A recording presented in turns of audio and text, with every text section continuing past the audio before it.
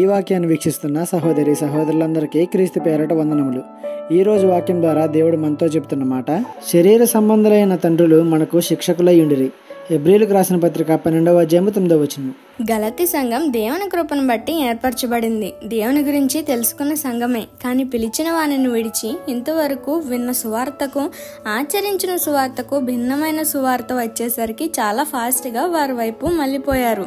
దీనిని చూసినప్పుడు పౌలు గారికి చాలా ఆశ్చర్యం అనిపించింది.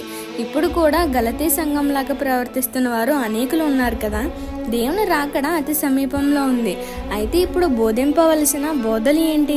మనం పరిశుద్ధంగా జీవించాలి, ఒకని ఎడల ఒకరు ప్రేమ కలిగి ఉండాలి, తప్పుగా ప్రవర్తిస్తుంటే హెచ్చరించాలి, అప్పటికి వినకపోతే గద్దించాలి. ఇవే కదా ఇప్పుడు కావాల్సింది.